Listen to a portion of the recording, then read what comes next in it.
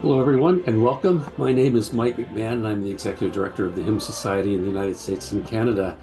And I'm really delighted today to welcome you to our first webinar of the new season, 24-25 season. And today we're really delighted to be welcoming Eric Wall from Austin Presbyterian Theological Seminary, who is going to be our presenter on preparing music for Advent, Christmas, and Epiphany. Eric is the Jean Ellis Sherman Associate Professor of Sacred Music and Dean of the Chapel at Austin Seminary. He's also the staff musician at Montreat Conference Center, the National Conference Center of the PCUSA in Montreat, North Carolina, which property was devastated by Helene, along with so many other people and lives and property. A volume of his hymn introductions and accompaniments for organ, awake and sing was published in 2022 by Augsburg Fortress. He was part of our webinar series last year and a very engaging speaker, so we're happy to have him.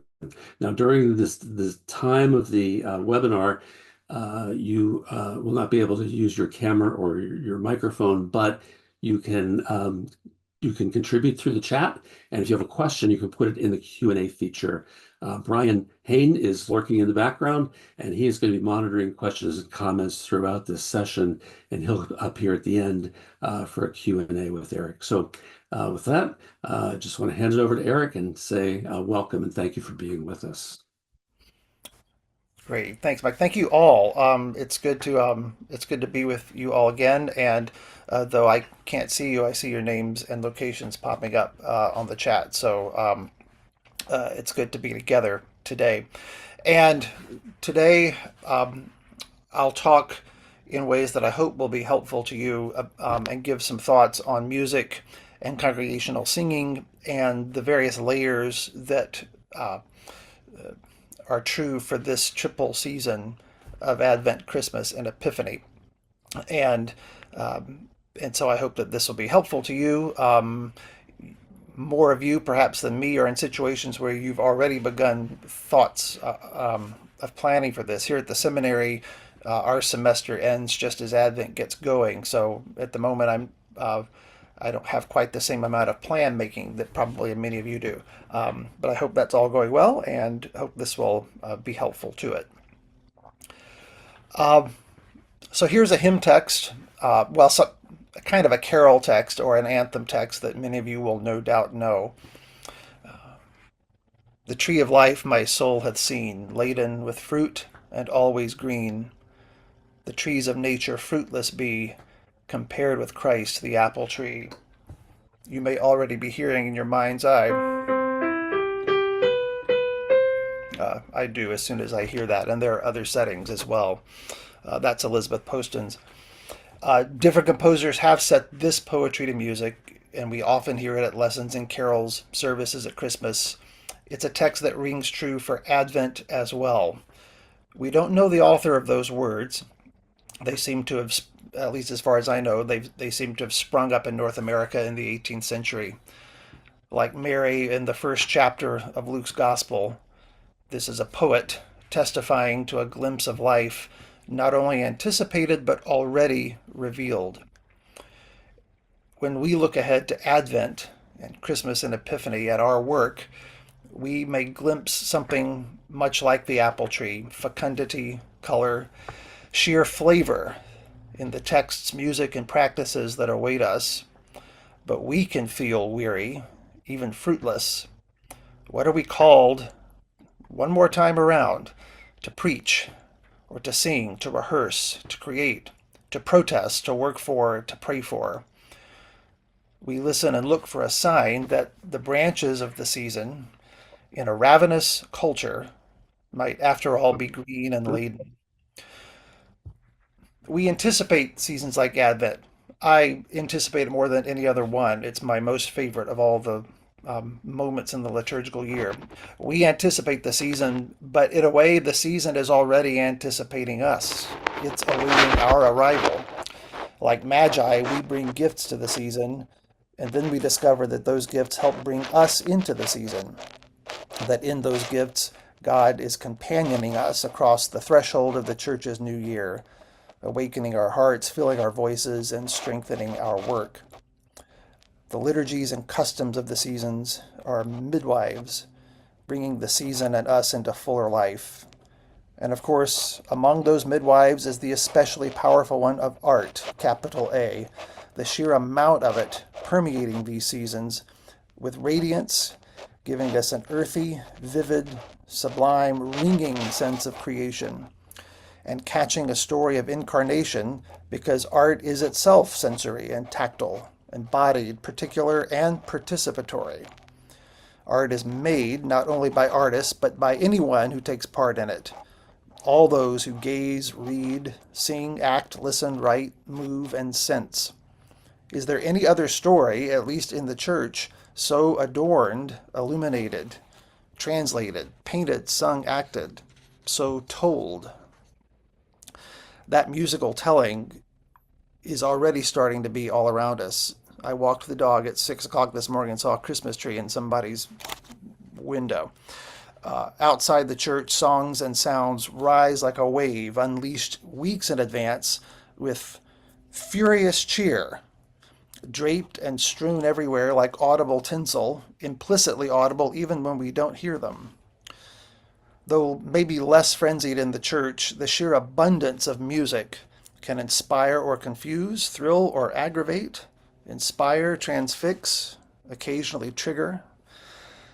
More than one with a single song, perhaps, and certainly many or all in a single congregation. There may be songs we are just plain tired of. With accrued meanings, associations, and memories, songs this particular time of year seem to have the most wonder and baggage per square inch. And those of us who prepare worship may well feel at times that we step into a baggage claim of music and liturgy every December.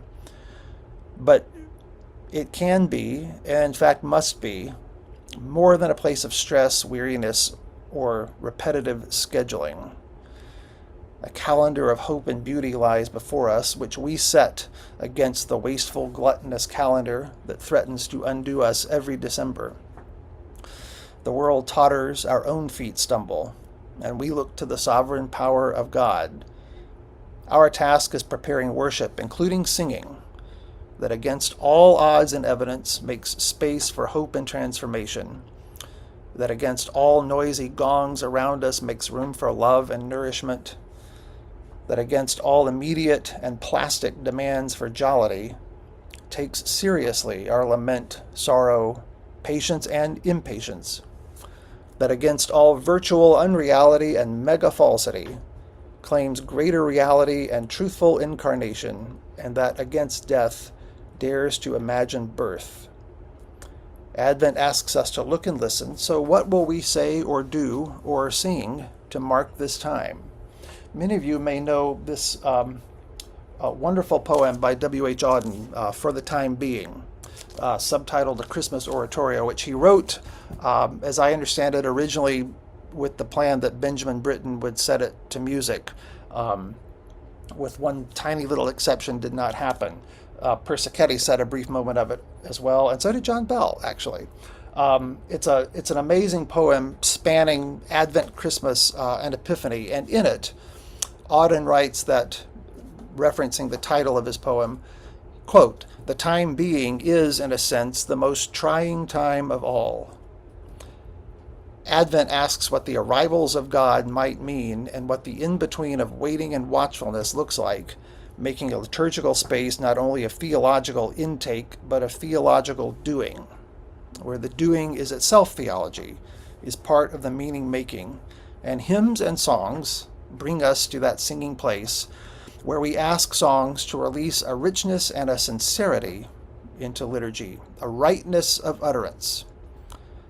So when we choose them, are we foreseeing enchantment? The original Lessons and Carols is in Luke 2. Shepherds are edified by a lesson, to you is born, and enchanted by a carol, glory to God. Did the shepherds join the hymn, lending their voices, fear giving way to wonder? When the angels had gone away, did the shepherds carry the song with them, humming or half singing snatches, words and music echoing on the way? Now, when we come to Advent preparation and Christmas and Epiphany preparation, it comes before us as a vast thing. And in that preparation may be the questions and strong feelings of the timing and proportions of Advent music and Christmas music, let alone Epiphany music. Those questions can tire us and feel as stale as last year's Advent calendar chocolates, though perhaps it is our answers that feel stale. One thing that's always interesting to me in that question is how often people ask us those questions, us who are church musicians or people who serve the church's worship, how often people ask us those questions in terms of singing.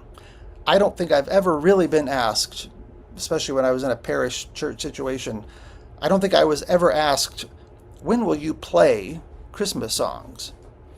The questions are always something like, when will we sing carols? I'm ready to sing this.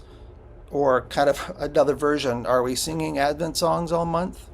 The questions always seem to be in terms of singing. And I think for people that, of course, is not a generic phrase for doing music. It is reflective, however subliminally, of their love and need for singing. And knit together with this instinct for sung prayer are the histories we have with songs and the meanings they accumulate for us.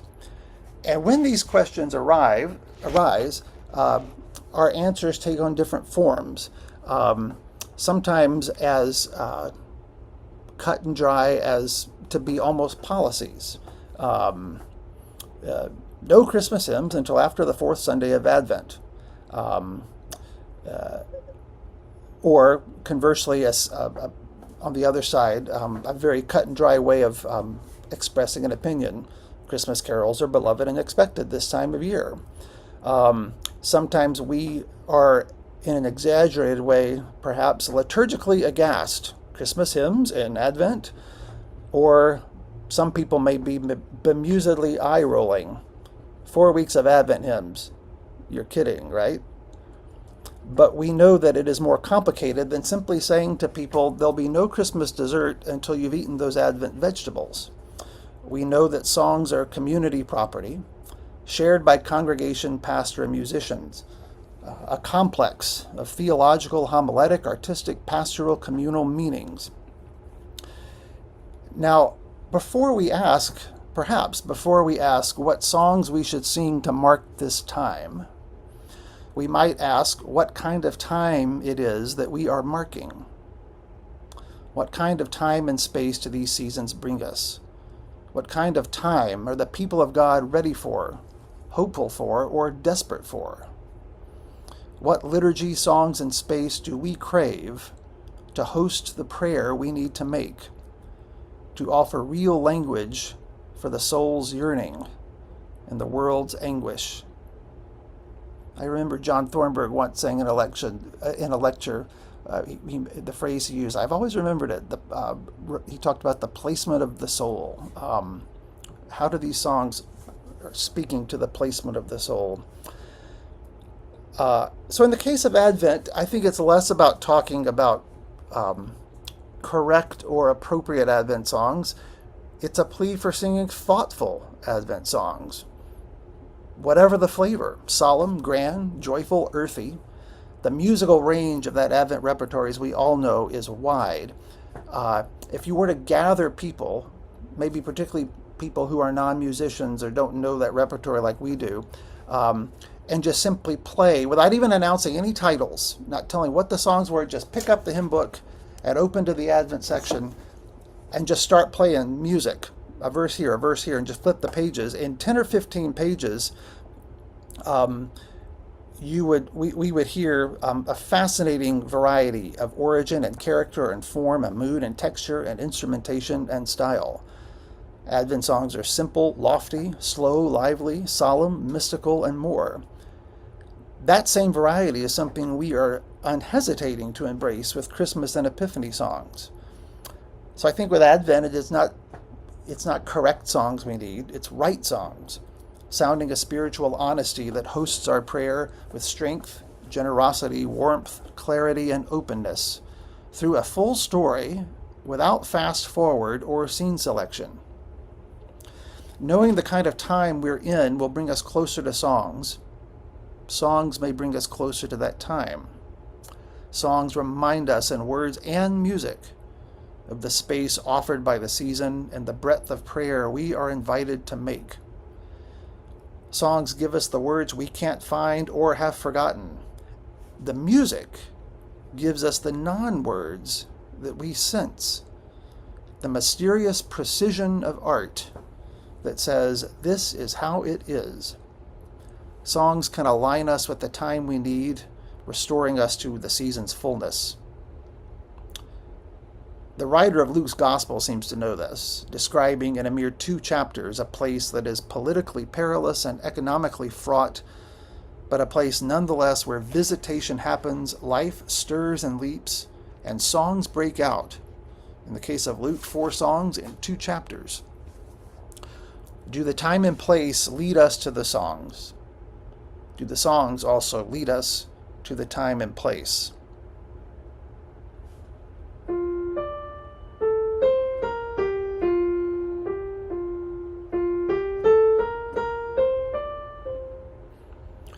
The world in solemn stillness lay to hear the angels sing.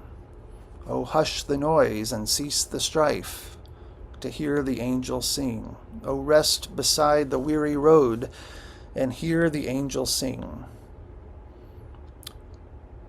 If we hear these words by Edmund Hamilton Sears, and in them hear a tune, even for a minute we've already done what the hymn is bidding us. We have paused and rested. Any encounter with music is in one way or another a listening moment and a bit of a pause moment. And in this season where our planning gets so frenetic and so intense and things pile on, these words of Sears are good ones for us to hear. Oh, hush the noise. For us, that may even include music itself sometimes. We know times when noise or even well-meaning conversation makes our own waiting for news, ideas, and friends much harder to do. As the hymn implores, we may indeed need to hush, if only for a moment, our plan making, our ideas, our enthusiasms, our customs, to hear, notice, and attend. If we hum a bit of an Advent or Christmas melody, pick one right now, favorite or not. And if you are hearing it in your head, you can ask what opens. It may be a sound text world that weeks before Advent is like an entrance into a worship space we love. It may register some meaning with or without words. It may call us back to some hope or yearning. It starts working on us. It begins to host our prayer. And if even for a moment we really do pause and listen to a song that we are commending to the people of God for their singing, what might we hear? And what might that time be worth to us? Now, in this season, there is naturally, for us who plan worship, I think, there is naturally a confidence of familiarity. We already know many of the season's songs. If we were to take the index and run over the Christmas section or the Advent section in a database or a hymn book, if we were to run our eyes down a familiar list of titles, it'd be interesting to see where we mentally, reflexively skip over the ones we know. Familiarity, in that sense, is a help to us. It helps us hear songs quickly. Our reading of well-known words may set music echoing in our inner ear, and familiarity helps us do that rapidly when we need to. Familiarity gives us fluency with songs and shapes our choosing. It certainly quickens our choosing. And if we find that familiarity is going so far as to expedite our choosing, we might start to be a wee bit cautious. It's entirely possible to go for years choosing very familiar songs or hymns without paying too much attention to them. Now, here in the church, we do public confession, so here I'm about to. I can confess to more than one Christmas Eve when in worship, seated at the organ, a prayer ended and it was time to play an uber familiar Christmas hymn, something like Hark the Herald Angels Sing, and I realized that I had not actually put my hands on the organ to that hymn since the Christmas Eve the year before. And the year before that might have been true of the year before. So familiar, I had skipped over even practicing the thing. And yet familiar songs still ask for our fresh attention and our fresh rehearsing. It can be wondrous to hear or sing a song which, though long cherished, pierces us as though newly minted. And no matter how familiar we are with it, we may discover something new or something forgotten. But if familiarity leads to quickness of choice and ease of choice, so may unfamiliarity affect our choices. A different kind of quickness here, the quickness of bypassing songs, of not listening to something new. This hymnal, and y'all, I'm talking to you mainly as a PCUSA person, so as I say to students here, always translate and adapt. The hymnal of our denomination, Glory to God, is, I guess, 11 years old now. And I still find hymns that are new to me only because I saw an unfamiliar title and just flipped the page quickly, maybe thinking I would come back to it and never did. We can notice how unfamiliar songs impact us, but only if we take time to be alert to them. Time, of course, seems scarce in this season because we're trying to stay on calendar and trying to stay on schedule, and we may recoil at taking time to probe the songs that we don't already know. But like Advent itself, music is a timekeeper and a time bender and a time maker. And the invitation in our seasonal preparations to pause and listen, to keep all these songs at the table, is an invitation to that kind of keeping and bending of time, to a way of approaching songs that should be generous, variable, and creative, playing out in different possible ways. There is, you may know books by Jorge Luis Borges. This is a collection of Harvard lectures late in his career about poetry. It's called This Craft of Verse. And he's got this fantastic little line or description in this. He's talking about poetry. He says, "We know what poetry is. We know it so well that we cannot define it in other words, even as we cannot define the taste of coffee, the color red or yellow, or the meaning of anger, of love, of hatred, of the sunrise, of the sunset. Because everyone knows where to find poetry. And when it comes, one feels the touch of poetry, that particular tingling of poetry." Now, with Christmas hymns and songs, we may easily recognize that touch, and at their words and music we may tingle. At their words and music we may also tremble or tighten. These songs may be well known. They are not always easy. They're not always even welcome. They may stir grief or stoke loneliness. It may also be that they aren't too difficult for us, but too easy. Some years they're just an annoying enthusiasm, a predictable joy that year by year can seem less reconcilable to the world around us. And this may be where we can recognize, as Borges says, a particular tingling in Advent and its songs, when, as the author says, we know what poetry is. Your people long to greet you. Tell us of the night, what its signs of promise are. Come now, O Prince of Peace, make us one body. Come to bless with fire and fragrance hours of yearning, hurt, and need.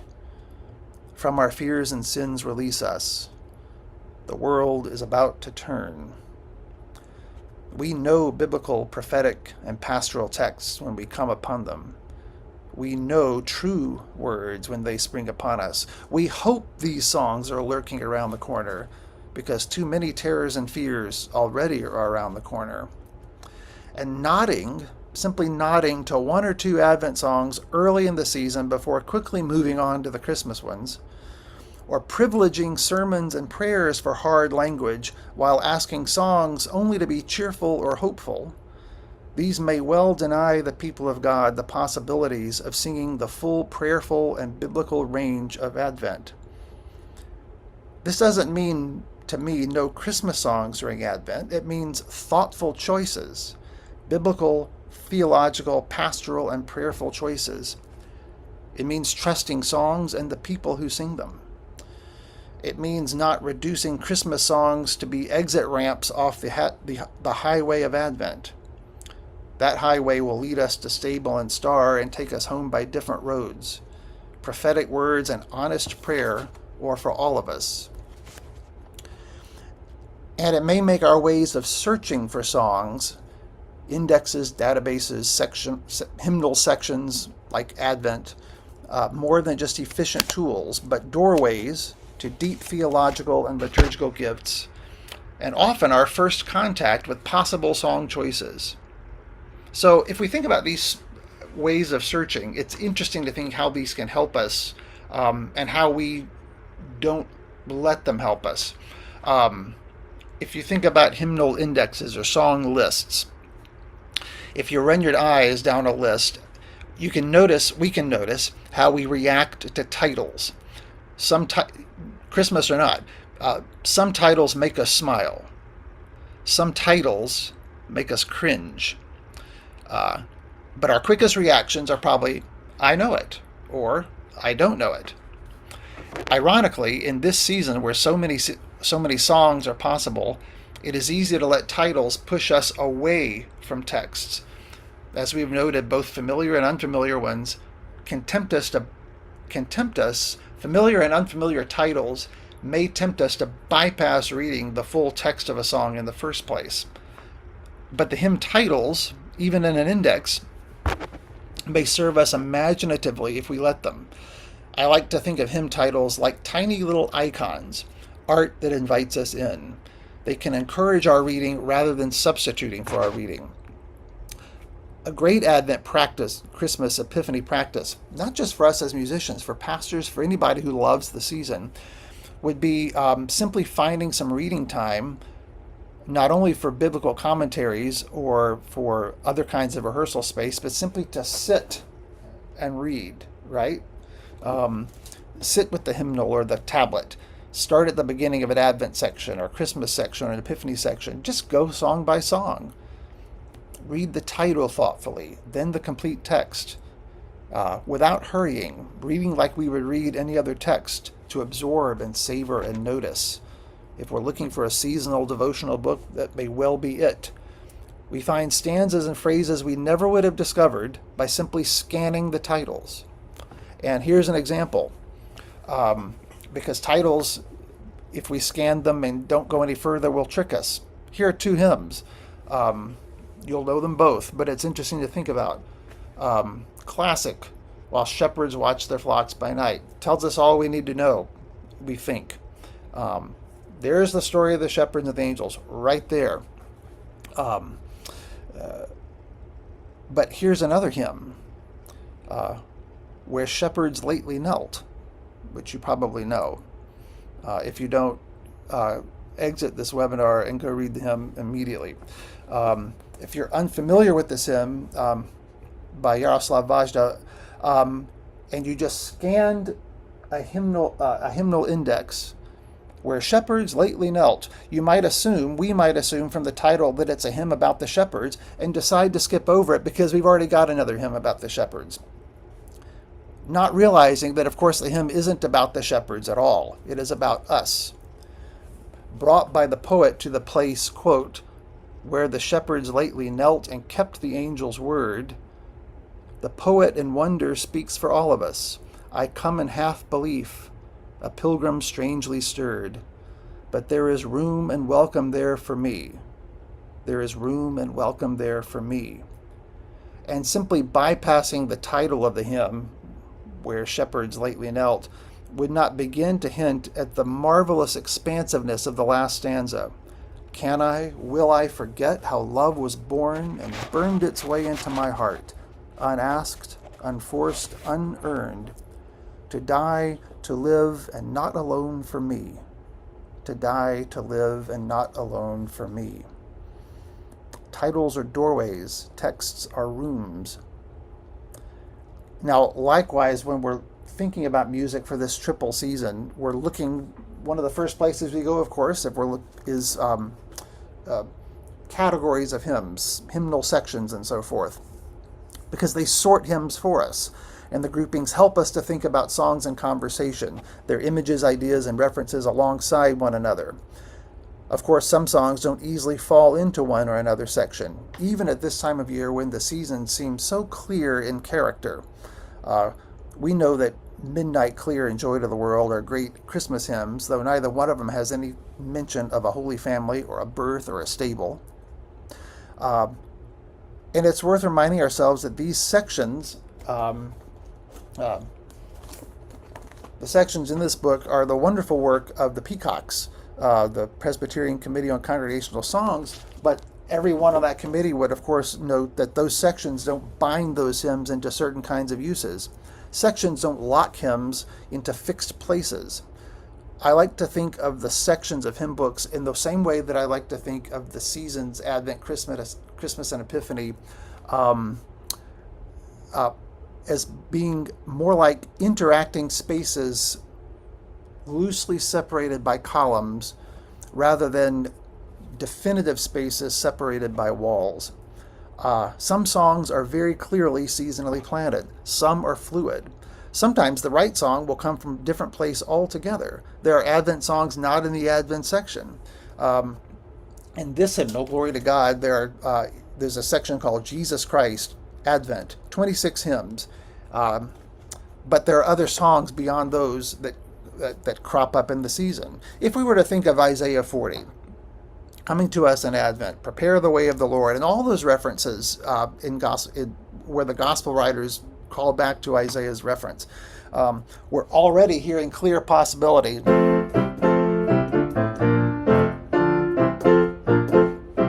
Comfort, comfort ye my people. Or prepare the way of Zion. Because they have the drama and the boldness and the familiarity of resonating with that text.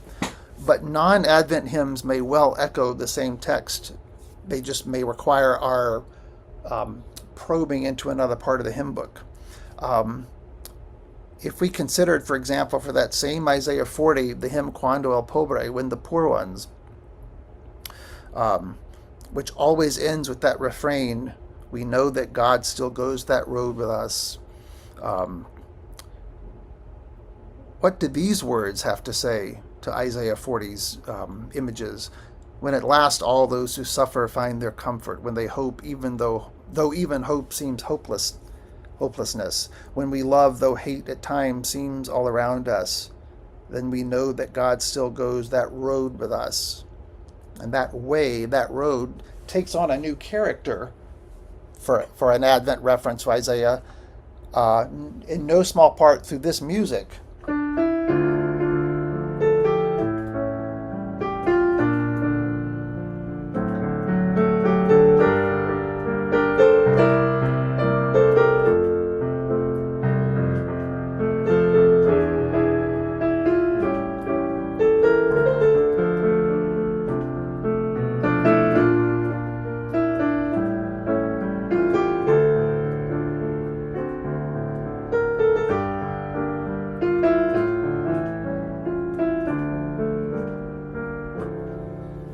Now, that doesn't have the vigor of hymns we might associate with Isaiah, but it may have the rightness on a particular day that we need for Isaiah. So as we go through these sections of hymn books and these indexes, and we're skirting titles, and we're bouncing between familiarity and unfamiliarity, it demands our time to spend. listening to music we may not know, and reading texts that we may not have thought to connect with a certain season. Now, I'll come back in a second to this question, which always comes to us in this season of Advent songs and Christmas songs.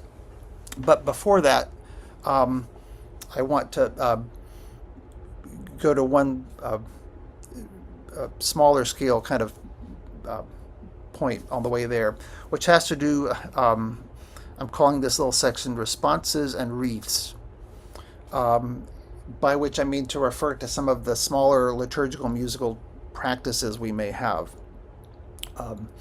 Often from season to season, congregations will let become seasonal what we call service music, the short responses, the liturgical hinges and backbones of the service, the short songs, the refrains, the punctuating things we sing. When these are short, of course, they're relatively easy to copy and paste into a bulletin or to put on screen. And as we all know, they function in many ways. Invocation or summons at the beginning of the service, woven into liturgy, sung as prayer before or after scripture, centering songs to help us utter other prayers, weaving into communion, taking us out of worship, whatever it may be. Because these responses tend to be short, of course, their expressive flavors come and go very quickly. And so we can ask how these short musical moments are resonating in the places where they're located in liturgy, the tone or mood they offer, the way they might catch what came before and carry us forward. And with respect to the things we sing with rituals like an Advent wreath, it's very interesting to me to think about these. The Advent wreath is often a beloved ritual that can have wonderful expressivity and quiet power. It, of course, sometimes succumbs to simply being an assembly required thing, right? Order candles, find wreath, copy liturgy, decide song, recruit readers, and sometimes minutes before worship, find matches. And we tend to put it together the same way every year. And sometimes singing is a small piece of this ritual, but what we know about songs and worship can help us think about the songs that may connect to a ritual like an Advent wreath, so that song, ritual, and lighting all work together. Perhaps the wreath liturgy doesn't even need its own song. It may be that candles and readings speak strongly enough, and rather than having a little song about the wreath liturgy is simply placed alongside a bigger hymn that sweeps us into the flow, integrates us into the whole liturgy. But if we are singing within the wreath liturgy, then those short songs or refrains may work especially well, whether or not they're intended for an Advent wreath. I would go so far as to say that I tend to be more drawn to sung responses that don't have anything to do, that don't name candles. The reason I'm more drawn to the sung responses that don't name candles is that the candles name themselves in the lighting. Now, if you are in a liturgy where not everybody can see a wreath, then the sung naming of candles fills in a gap, we might say.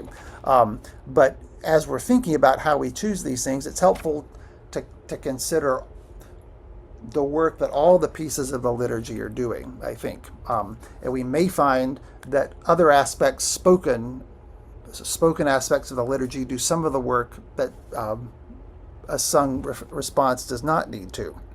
But one thing that's interesting to think about with Advent wreaths are scale and sound.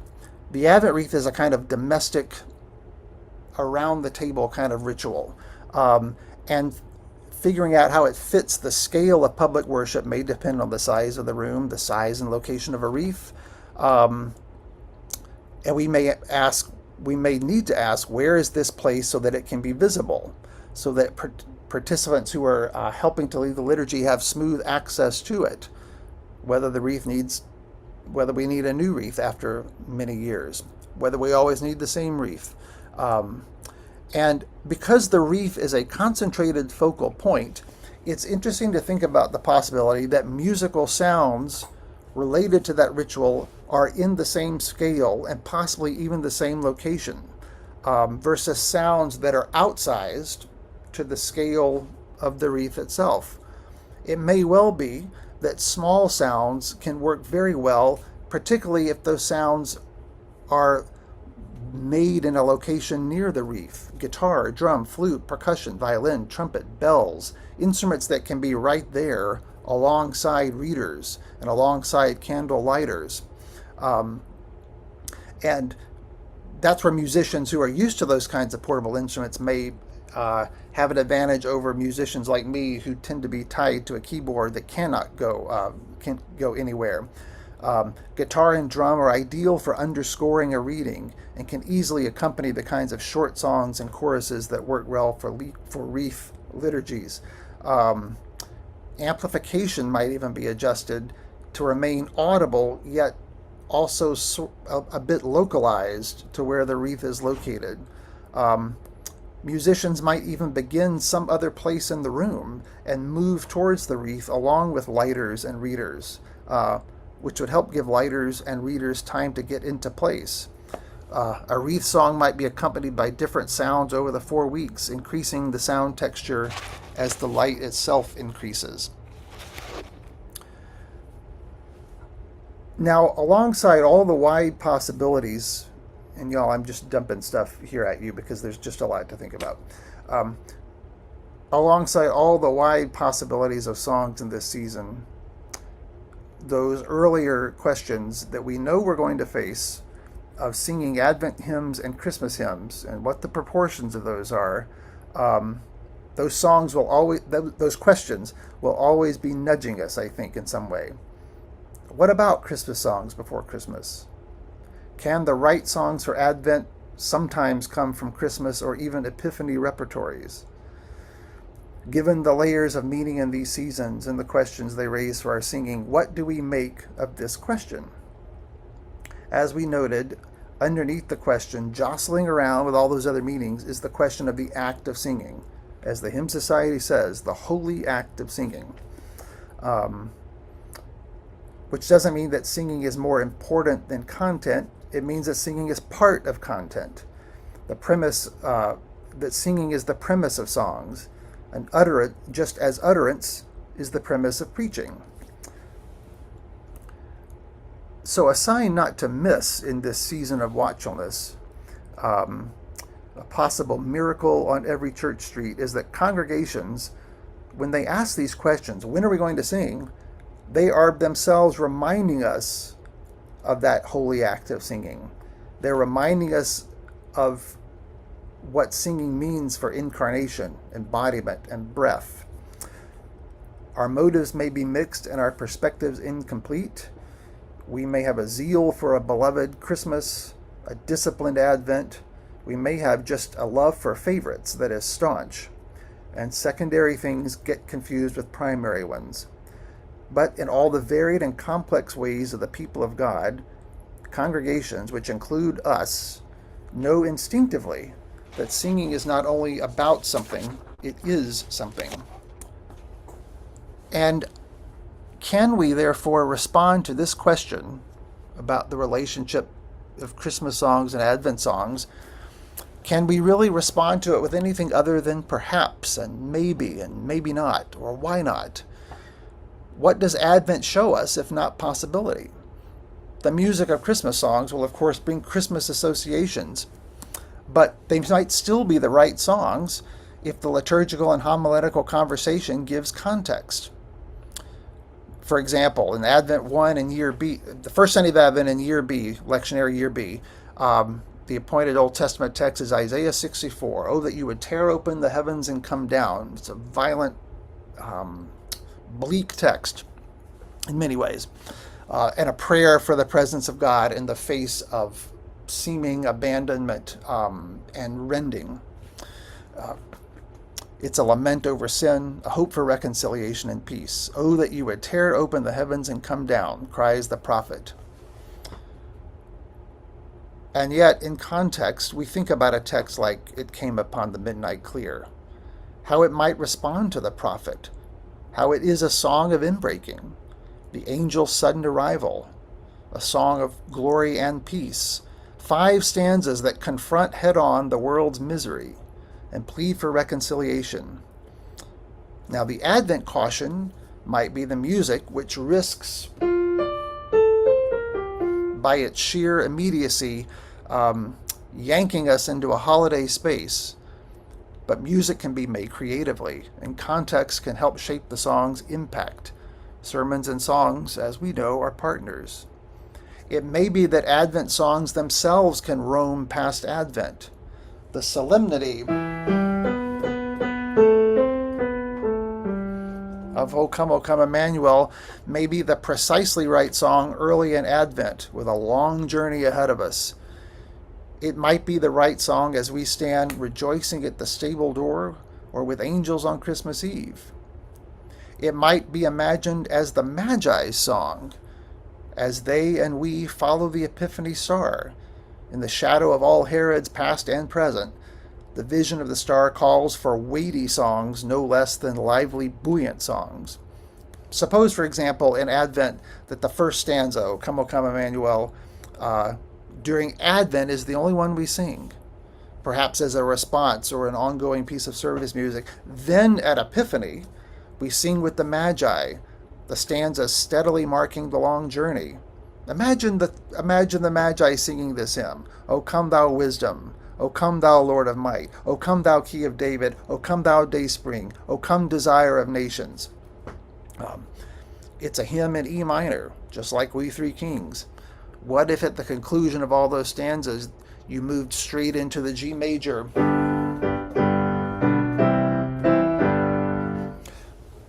and link a bit of Advent and Epiphany? An Advent hymn and an Epiphany chorus combined might form a splendid tapestry of image and sound. The array of possibilities for singing during these seasons kindles our imagination easily enough. There can be a particular enthusiasm in worship preparation this season, ebullience, the ease of familiar sounds and sights.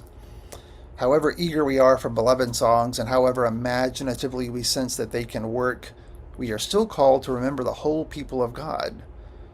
There is no denying that sometimes singing in worship is at least sheer enjoyment. These are festive seasons, though we reduce festivity simply to loud celebration sometimes. We may assume an enthusiasm, everybody loves this, for beloved music and eager, strong music making that might not be shared always by everybody. It is possible to be caught up in music so much that we fail to notice our neighbors. And noticing our neighbors is another kind of listening. Is everyone present finding this musical experience nourishing? As much as we want to do certain songs, should we wait and choose others? And if we do those beloved familiar ones, how will we do them? A familiar song in Advent may ask for more musical restraint, gentler playing, less volume, more modest singing than it will on Christmas Eve. It may ask for a different approach on the first Sunday of Advent than the third. Again, we are listening to songs within the season itself. Perhaps we sense a generosity in not front-loading a season with songs that often demand an undiluted cheer. Many congregations have longest night or blue Christmas services when space is made for grief and loneliness and loss that penetrates deeply in the season. These are great gifts as Christmas approaches. They may be gifts earlier in the season, offering language and space for harder things before the expected seasonal norms kick in. Regardless of where such services fall, how can the elements of them also find places in the community's full gatherings for worship so that they are not just niche pastoral occasions? What if a song that was particularly at home in a Blue Christmas service were also part of Sunday Advent worship, so that everyone present knows that all is welcome in this place? I'll close here with a few thoughts on Christmas Eve and Epiphany. Isn't there anyone here who knows what Christmas is all about? Calls Charlie Brown in the animated classic A Charlie Brown Christmas, and we know well the question. Linus doesn't really give an answer. He goes to center stage and recites Luke 2. A curious artistic detail, he walks in silence and speaks into silence. These characters are drawn in animation, and they're still. No sound effects for realism or music dictating a mood. Just an animated Linus's silent steps amid a community of misfits, mystics, bullies, musicians, dancers, and creatures. These are usually the people in our Christmas Eve community, sometimes including the creatures, real or costumed. Even if Christmas Eve worship is not always, or maybe rarely, silent or still. Drawn, as it were, in its own beautiful and quirky animation, Christmas Eve worship is very, very local. We sense this if we find ourselves in Christmas Eve worship at a new church. We start to pick up on liturgical storytelling customs of that place and time. It can be like an emporium of delight, tenderness, beauty, and deep traditions. And the sounds not only of instruments and singing and bells, but the ever-present ambient bustling of the crowded gathering. Christmas Eve can seem to have a kind of hyper-embodiment. Story, song, throng, light, cymbal cheer, reluctance, despair, apathy, curiosity, and hope. Sweetly singing, late in time, citizens of heaven, bring him laud, veiled in flesh. Here on Christmas Eve are the hymns at last, the treasured phrases and sounds that may have drifted into Advent, but still ring fullest this night and season. They can ring full without always being fortissimo, of course. Perhaps I would love a big surging festal sound from the organ. Perhaps you ask that the music be toned down just a little. Not much, just a bit, so that you hear your own prayer, or the silence that is possible. On Christmas Eve, people who may rarely sing or do liturgy the rest of the year still find themselves here in the company of the church, maybe wondering or wandering in the rites of God's people, stirred, listening, dusting off vocal cords for remembered songs. They may sing modestly or just read words, or make the almost hum of reticence, or simply sing by standing in the midst of the people of God. And they may well be us when a season of life meets a season of church and our own voices choke. Hear the hymns, but sometimes we steel ourselves to get through them. With all the singing we do and may be eager to do, Linus's silent steps remind us that the story and people may also need a space of calm. Silence may not be the absence of sound. It may be quiet attention or stillness of approach. These songs and the story they tell are what the church has to say to the world on this night of new life. The birth stories of Jesus always tell us place, they tell us a time, and they tell us what the threats are. We don't merely love these songs, we need them, because a world of aggression, waste, and sorrow needs them. Christmas Eve, even with all its beloved familiar lyrics and tunes, may also be the place for new songs. Literally new songs, some hymn that we have never yet sung, but brings a word we need. Because the church doesn't proclaim just what this incarnation has meant before, but what it means now and what it might yet mean. And what are all those titles and indexes and listening for, if not to reveal new things to us? And what is Christmas Eve, if not a liturgy of new life? So, we may sometimes hear new songs wouldn't work on Christmas Eve. People want songs they know on Christmas Eve. People do want songs they know on Christmas Eve. And I want them too.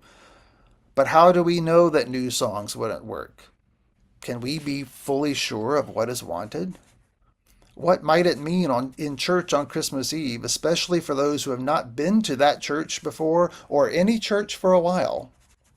What might it mean for a hymn or a song to bring us up short so that we say or sense, I never expected to hear that in church, or that spoke to me, or that was what I wanted and didn't know it? So perhaps on Christmas Eve we can sing a new song, or change something from last year's service, or dare ourselves to look past our weariness, or retain our wonder however many times we have sung and played those hymns, or shepherd the gathering more than manage logistics, and sing a fullness of song.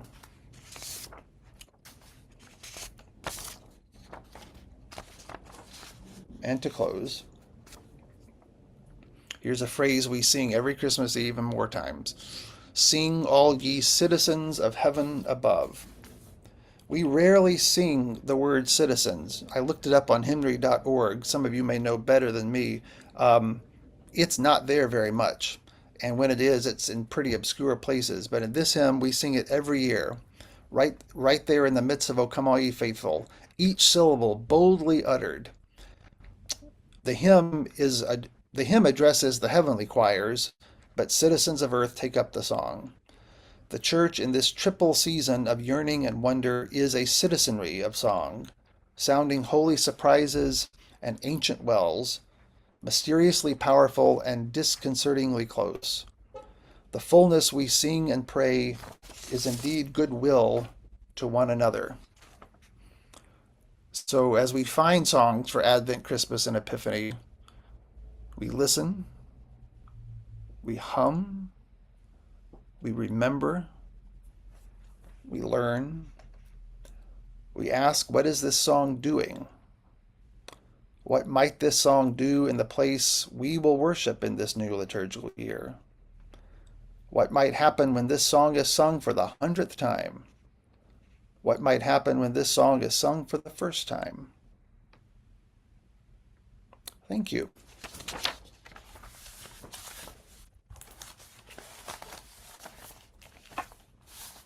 Thank you.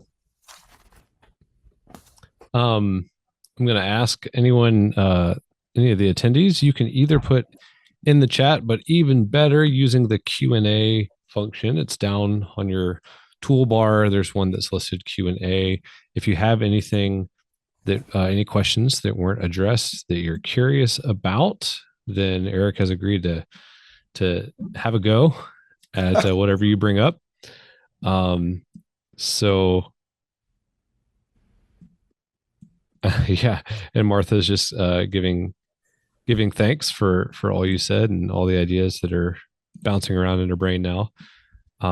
That's often the case. What I found helpful is to just write down as many of the ideas in my head as possible, and then the next day start narrowing it down to the ones that they're like, I can accomplish that this year. Yeah. Charlie Frost says thanks. We'll give it. Oh, here's one in the Q&A. Someone says, could you speak more about Epiphany? That's interesting because it's often. And I can do overlooked. that. I just didn't want us to. People may have other. I'll say a few things about Epiphany, which I love, and which does get overlooked. I think Epiphany, we're clashing up against the rest of the world's New Year and our own vacations, and and we come back.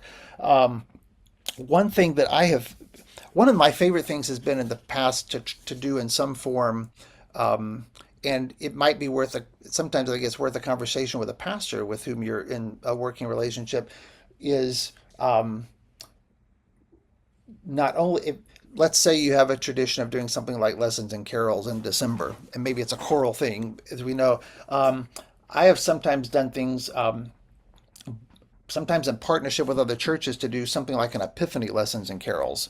There are so many great Epiphany texts and Epiphany songs, let alone things that the choir has in its back pocket that we just spent 3 months rehearsing, that sometimes as a way to begin the calendar new year and to sort of culminate this triple season, some kind of occasion where you can sing a lot of Epiphany songs in one place, because there's just not enough Sunday morning to get all those done. Because Epiphany songs, there are texts, there are some hymns which really which really have strong things for us that we don't need to overlook singing. you all probably know Adam Tice's hymn, Jesus Entered Egypt, which catches, we tend to stop we have a tendency, I think, sometimes to stop the story of the Magi at going home by another road. Hmm. And we don't, because it's a terrible text. We don't, the slaughter of the innocents and the flight of the Holy Family is not a text we often either want to hear, and preachers probably don't want to preach on it. And Adam has a great hymn. Jesus Entered Egypt is a great hymn on that refugee Hmm. journey of the Holy Family. There's another one called Away from the Manger. To that tune? No, but it's like inspired by the tune, but it's a new tune. And the opening Oh, I line don't is know that Away one. from the Away Manger. from the Manger. Oh, that's good to know. Yeah. There's an amazing hymn by Mel Bringle in one of her collections. I don't know if it's in any hymn book. It's called As Joseph Lay in Troubled Sleep. Oh, And it's about the yeah. dreams. And there's this astonishing stanza. I think it's the third verse. Because a recurring thread in the text is, Joseph and is visiting a dream, and the Magi are warned in a dream to go home by another road. And then Mel writes this: Then vengeful Herod loosed his wrath, a scourge of death and pain. The streets of Bethlehem ran with blood as innocence was slain. We ache to shore these parents lost, the cost of sinful schemes, the ones whose children died in fear, the ones not warned by dreams. I mean, that's a real probing hymn question. And so I say all that to say that I think Epiphany, there's so many great exuberant hymns of star and light, but there are also these hymns that give us um, uh, Epiphany is not only the top of the mountain transfiguration light, it's the down the mountain and the world confronting us, in its own sense. So I think Hmm. something like an Hmm. Epiphany lessons and carols, or occasions in the church's life to load up those Epiphany hymns, and maybe even give a pastor the Sunday off of preaching and let those hymns and readings do a kind of work, I think can be uh, hugely helpful. Some churches have traditions like star words, where you draw a word and you spend time with it on a piece of paper shaped like a star, and you spend time with it all year. It's a little ongoing discipline. Those kinds of occasions you can sing Epiphany hymns. Um, and the final thing I would say about Epiphany is it also offers these, there are some wonderfully quiet hymns, which after all the bustle and the tiredness, John Bell's got an amazing one in this collection, which you all, I'm sure, know, uh, Innkeepers and Light Sleepers. And it ends with this, what almost ends with a carol of the Epiphany that's just tender and sweet and still. Um, and sometimes the grandeur of Epiphany is great, but the kind of quietness of it is good too. Those are some Epiphany thoughts. Yeah, thanks. Andrew Donaldson put greetings from Toronto. And he said, especially striking is your phrase, singing is not only about something, it is something. Is that your own turn of phrase, or did you catch that somewhere? Or? I think it's mine, but I may have caught it from Andrew or somebody else, or you, Right, or right. I mean, I've uh, never heard it. okay. I phrased in that specific way. Um, well, feel free to just use it. But I Creative think, Commons copyright. yeah, yeah. But I mean, I think that's that's certainly what the Hymn Society motto is, right? That it's not, because I think that we, I tell students here at the seminary, most of them aren't musicians who are going to be pastors or something, Mm. that the easiest way to pick a hymn is, do these words match some other words? Does content correspond to content? Which is one way to choose, but not the only way to choose. And sometimes we leave out of our choosing altogether the actuality of utterance, what takes place when the thing is in people's voices. Mm. David in Nova Scotia says, when the music is so instantly identifiable and has more Perry Como than Christmas theology, what about using less familiar tunes like Forest Green or Noel as a way of re-engaging with the text? So I guess suggesting a separating of the text tune relationship. Oh yeah, I absolutely. I think, I think just as just as familiarity can sometimes be fresh, non-familiarity or newness.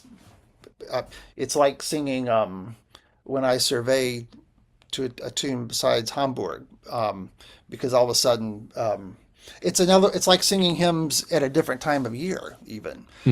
Some change of familiarity, whether tune or context or time or occasion or whatever, and sometimes the very not necessarily struggle, but the very finding your way through a new tune becomes also a probing of those words, and an awakening. So yeah, I would say both and, in my experience. Yeah. We're using the with the kids this year at my church, we're using Away in the Manger as part of their like pageant-y thing.